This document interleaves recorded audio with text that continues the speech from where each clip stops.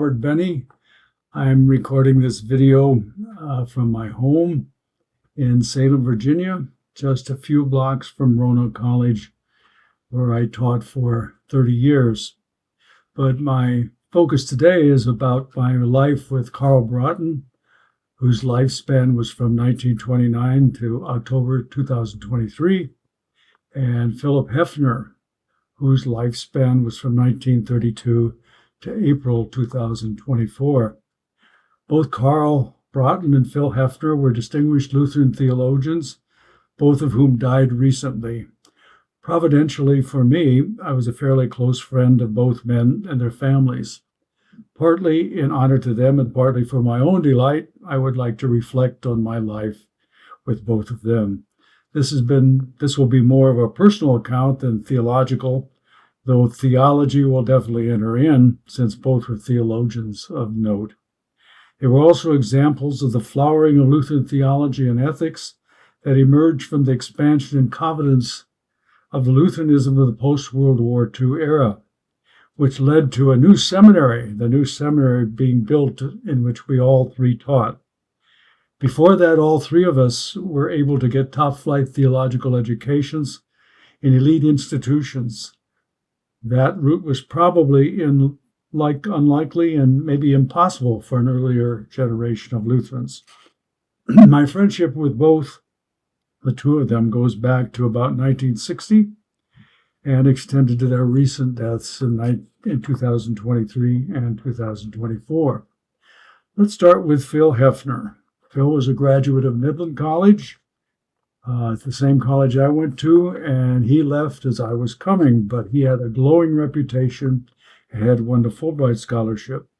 But additional to that, Phil had met Neva White, my fellow West Pointer and Luther League advisor, who also went to Midland, where she met Phil, and they married in 1956. I attended their wedding. Phil went to the Maywood Seminary and got his BD there, and then went to the University of Chicago Divinity School, where he was studying in systematic theology. He was there several years before I was, and when my wife and I and a new baby came to the University of Chicago Divinity School to study there, they were great hosts, very generous and hospitable, and Phil was an incredible conversationalist who made me feel that my little opinions coming from Midland College in an elite institution still were valuable. So I never have forgotten his mentorship and support in those years.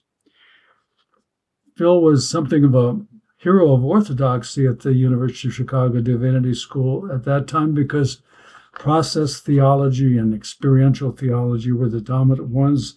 And Phil was kind of taking the Orthodox route and was bright enough to combat and engage the liberal theologians of the day. At that time, a large group of very talented Lutherans had come into the University of Chicago Divinity School. Among them, Paul Sponheim, who went on to Luther Seminary, Robert Wilken, who had a long career, finally wound up at the University of Virginia, Phil Hefner, Art Deers, a number of them.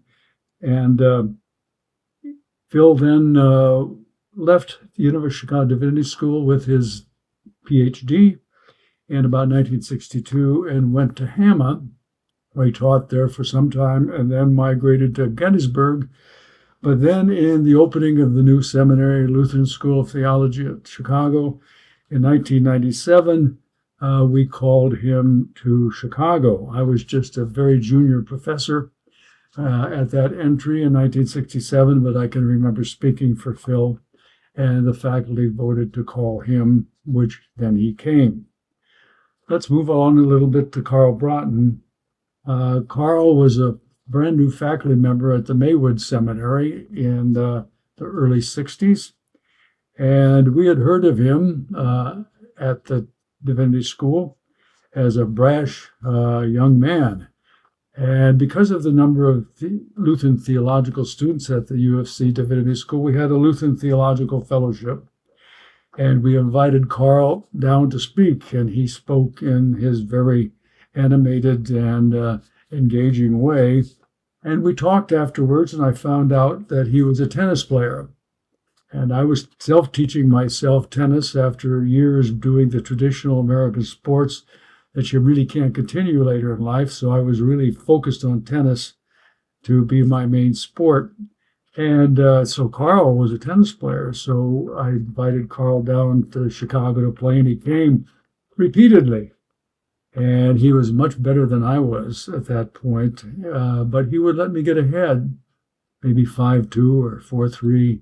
And then he would sweep me off the court, miffed me enough that I decided that when I got better, which I would never let him beat me again. And in 50 years of playing, he won very few times from me over all those years. But he didn't give up, and we always had a great time playing tennis together. Now, he and Robert Jensen, his friends, founded Dialogue, the new magazine Dialogue, in the early 60s. And it was a very interesting journal of the first generation of theologians beyond the ethnic enclaves in the Midwest. And they wanted to engage modern theology in the modern world. And they did so, and the magazine flourished, Dialogue among Lutherans and others. But very early on in their work as editors of Dialogue, they began to worry about the direction of Lutheranism and began to be critical of the movement of the LCA and ALC, and then much later the ELCA. I got to write a couple of essays in Dialogue as a young professor. Let's go on to the early years at the Lutheran School of Theology at Chicago in the early It opened in 1967. It was the kind of the exciting height of Protestant numbers and confidence after World War II, when it was a brand new building funded by the Lutheran Church in America, and it was placed right next to the University of Chicago in Hyde Park on the south side of Chicago. Very, very expensive enterprise, but they, in fact, pulled it off. They drew a faculty of about 32 from the emerging 5 seminaries who were coming together with the churches coming together in the Lutheran Church in America. It was right in the midst of the 60s, and we opened to large classes and a lot of optimism about what was happening as being a premier new seminary next to the University of Chicago with other theological schools in the neighborhood. But no one would have ever guessed that 66 turned out to be quite a year. 67 to 68 turned out to be quite a year, 67 being our first year in Hyde Park. As most listeners will remember, in the spring of 68, Martin Luther King was assassinated. Later that summer in California, Robert Kennedy was assassinated. And then there was the upheaval of the National Democratic Convention in the fall of 1968. So the seminary immediately was caught up in the turbulence of the 60s, which I measure from 65 to 75. Well, let's move back to our theologians. Phil Hefner and I were in the inaugurating faculty of the Lutheran School of Theology in 1967, and we became very close friends and colleagues. He lived across the street from us. We even planned a sabbatical together in 1971-72, where he wrote a book on ritual, and I did one called Wandering in the Wilderness, my first book. And after we finished those projects, we planned a book called Defining America, a Christian critique of the American dream. And it came out just in time for the bicentennial, where we were invited to do many lectures around the country. We also used the crisis of Vietnam War to shape a new curriculum at LSTC. The students struck, they went home. They wanted a new curriculum, so Phil and I essentially wrote it. It was kind of a modernizing curriculum with a first quarter program in which we sent students around Chicago. We put them into sensitivity training, into the spirit experience of engaging modern culture. And it seemed to go very well. We also belonged to a church in Woodlawn, a black section of town called Woodland Emmanuel, where a student of mine from the Augustana days, I taught at Augustana from 65 to 67, was pastor there. And we had, he was a very interesting pastor, drawing upon the Ecumenical Institute, which is kind of an existential monastic movement, which was housed on the west side of Chicago. And the pastor had imbibed deeply in the Ecumenical Institute and its existentialist version of Christianity. And we participated in that, particularly in weekend engagements and intensive weekend courses on the Father, Son, and Holy Spirit in the church. And they were quite the seminars with quite an impact upon laity. And so we continued them, but we became overwhelmed with the need to do this and developed an Institute for Metropolitan Ministry, and we called Bill Lesher to be the head of that. Bill was the head of that for several years, and then they called him the Pacific Lutheran, where he spent several years as president there, but then LSTC called him back to be president. So Phil and I were part of getting Bill Lesher on his curriculum, his career as a seminary president. Now, in the late 70s and 80s, Phil began to get interested in religion and science, and that becomes his specialty. And later on, he develops a center called the Zygon Center at LSTC, as well as produces a journal. I invited him to Roanoke several times after I had left LSTC to talk on religions and science, and he did very, very well. He became a major writer in what could be called Christian naturalism. The naturalism not quite as tight as materialism, but still kind of ruling out the supernatural, which then drew Phil further and further away from orthodoxy as became deeper and deeper into the dialogue between religion and science. In time, he backed off orthodoxy, and Carl quipped he hung around Unitarians too long. In fact, later on, there was an article about him in Newsweek with his picture, and the title of the article is Why I No Longer Believe in Miracles, but Rather Blessings. He was quite proud of it, which distanced me from him and his theology since I had grown more conservative theologically, and it really creates a big gap with Carl. And at the same time, a little bit later, he has very serious family problems that haunt him and Neva to their deaths. So we had a long hiatus of kind of being distant from each other, and in the later years of his life, reconnecting, which I'll talk about a little bit later. Carl at LSTC shared with us our opposition to the Vietnam War, but didn't like the curriculum that Phil and I had shaped. He thought it was too experiential, and Carl was for lots of theology, church history, Bible, etc. Carl, in that period in the 70s, gets into the theology of hope, eschatological theology, and he wrote a book called The Future of God, and he becomes Wolfhard Pannenberg's major American interpreter, and he also relates to Jensen, who's involved in eschatological theology. I could never quite figure out how the future could cause the present, so I wasn't a great fan of eschatological theology. Carl, in those years, is a dashing young theologian, and he gets flirts a bit with liberation theology. And he has James Cone come to LSTC and John Sobrino from Latin America.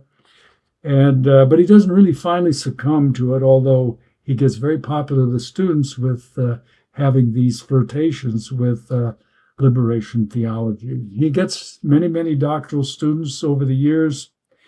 And we had years from 1967 to 82 when I left, wonderful years of playing tennis at the Quadrangle Club of the University of Chicago.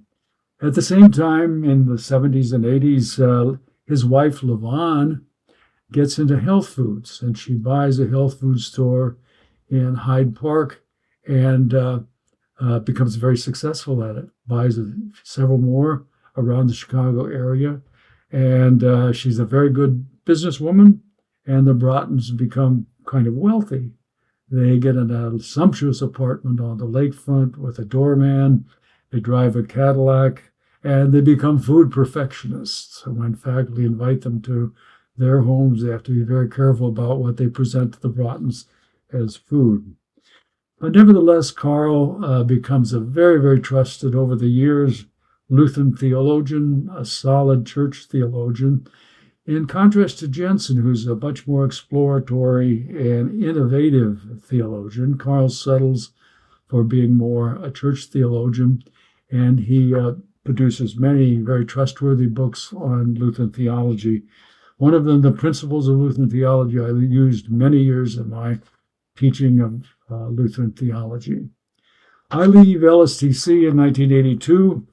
Phil thinks I'm crazy for leaving a graduate school for an undergraduate school, but Carl says you do what your family needs. So they have very different ideas about what I should do. Carl, in 1990, I leave in 1982. Carl leaves in 1990 in some disgust because the seminary had moved to the left. He moves to Northfield, where St. Olaf College is, where Jensen had migrated, like I migrated from one seminary to Roanoke College. Jensen migrated from Gettysburg to St. Olaf. But the two of them, Jens and Carl, work with the three independent Lutheran journals, Lutheran Quarterly, Lutheran Forum, and Dialogue, to organize the major Call to Faithfulness conferences at St. Olaf in Northfield several times in the 90s. After the ELC had been organized in the late 80s, they organized these conferences, which are very critical of the direction that the ELC is going. They're massively attended, and one can see the beginnings of real resistance to what the ELCA was becoming. However, as I leave LSTC, 10 Seminex faculty come in, and I can remember the debate about how many should be taken. I argued that if you took more than 5, it's going to change the seminary. Actually, they take 10 Seminex professors who then become dominant at LSTC. Carl and Phil's only agreement at that time is that Seminex changed the seminary and not for the better. Carl and Jens later on ditched Dialogue, which was a surprise to all of us, and began Pro Ecclesia, a new ecumenical organization, the Center for Catholic and Evangelical Theology. I only went a couple of times to their summer conferences because that was the beach week for my family.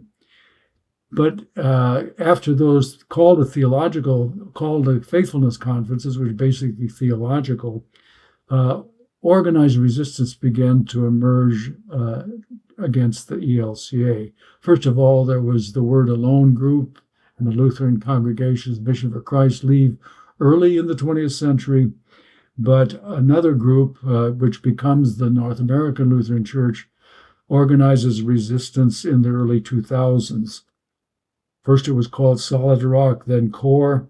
Carl doesn't participate in that, although he's theologically very critical of the ELCA. Phil remains with the revisionists, with the ELCA, and we can see the anticipation of a coming split from that period of time.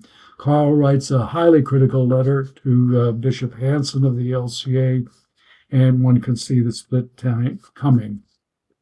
Carl and I had a wonderful time, and a lively time, a crazy time at Fort Wayne Seminary, Lutheran Church, Missouri Synod Seminary, when they invited us to speak. And Carl talked about his hope for ecumenical renewal and unification, finally with Rome. And he got a lot of hooting calls from people who were claiming that Rome was the devil, so we could not even hope for any kind of ecumenical relations with Rome. I foolishly, in question and answer period, said publicly that I didn't think everybody in the room believed in the 7-day creation, and got a huge response of saying, yes, they do.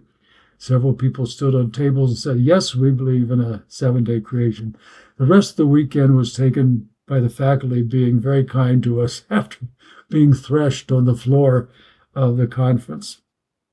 Well, in 2009, there's the final verdict about the ELCA.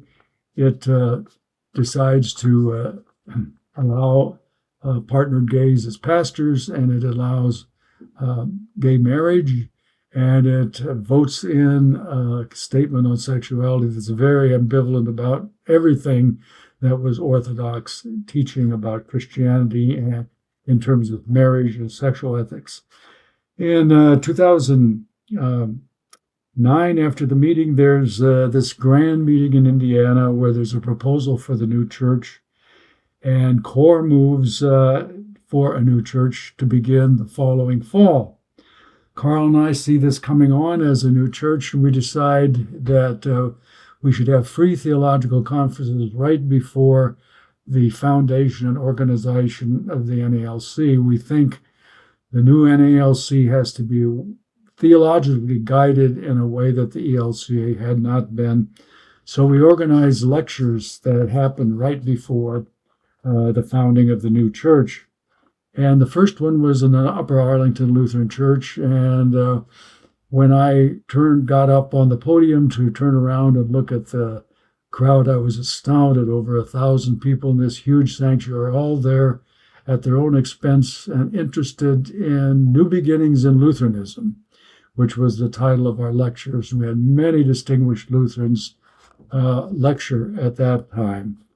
We decided to continue those lectures after the NALC, North American Lutheran Church, was founded in 2010, right after the first lectures. So we organized lectures for the next 5 years, right preceding the convocations of the NALC. Very good attendance. We get the works published, and we believe that we're giving theological guidance, good theological guidance to the NALC.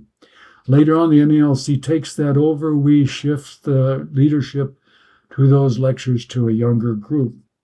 In 2011, we organized also a young theologians group because we thought we had to incubate some theologians, new theologians for the NALC, since the older generation would soon be passing. And so that is still organized and going by younger leaders. So Carl and I had a very crucial, interesting time. I don't know if it's crucial, but it was an important role in the development of the NALC. Both of us were on, in the early days, the NALC Commission for Theology and Doctrine. Carl is not reappointed. He doesn't ask for reappointment after a new bishop is elected, and he begins to move away from the NALC and the lectures that we organized. But not after the NALC named the lectures after Carl and me, so they're Braaten and Benne lectures that precede the NALC gatherings. Carl retreats somewhat from the functions of the NALC and the center, the ecumenical center he organized. And I asked him why he distances himself, and he's disappointed in what's happening at the ecumenical center, and his ecumenical interests kind of distance him from the new church. He's skeptical about new churches. So in his later years, he and I talk, and I tell him what's happening in the NLC, but he himself does not participate much. In later years, Carl wrote a book called A Harvest of Theology, of Lutheran Theology and Ethics, in which he included me, but more surprisingly, he includes a chapter on Phil Hefner. I thought it would be very critical of Phil's theology, but he's very conciliatory and gentle in handling Phil, and it's kind of a last effort at intellectual reconciliation. I had expected harsh criticism of Phil, but that didn't happen. With Carl, I had many email conversations until he mentions in the summer of 2023 that he has serious health problems that his physicians can do nothing about.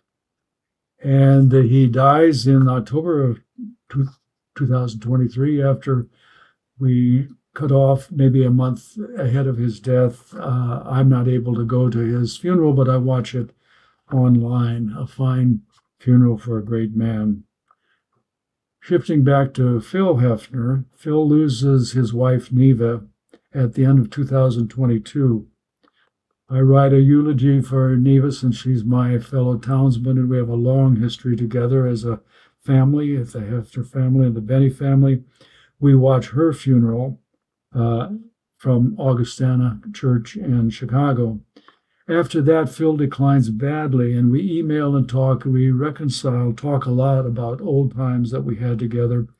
And slowly, I think, after the death of Neva and his own death becoming, he returns gently and slowly to orthodoxy. And toward the end of his life, which comes in April of 24, he sends me his last version of his belief, and it is tending toward orthodoxy, resurrection, eternal life, the role of Christ. The whole thing sounds more and more orthodox, which I'm delighted about. And I mentioned that to him, and we talk about it. And he makes this astounding statement to me that as he becomes more dependent, and he was radically dependent toward the end of his life, bedridden, as he becomes more dependent, the presence of God becomes more real to him. And it's not he inviting the Lord, but the Lord comes in with his dependency, a really remarkable confession, which I try to get my mind around. So we watch his funeral and visit the columbarium in Augustana later in June, just weeks after he died. And we see the columbarium in which the ashes of both Neva and Phil are there. So both my friends, Phil and me and Carl, die in their 90s. Will they be the last flowering of Lutheran theology in America, or will they be succeeded handsomely by the students whom they have taught, who will also be working in flourishing Lutheran institutions? The verdict is not in yet, but the early signs do not look good. Yet, both were my colleagues and friends, very bright and productive and accomplished theologians. May they rest in peace, and may the Lord finally accept and honor the work that they've offered to do.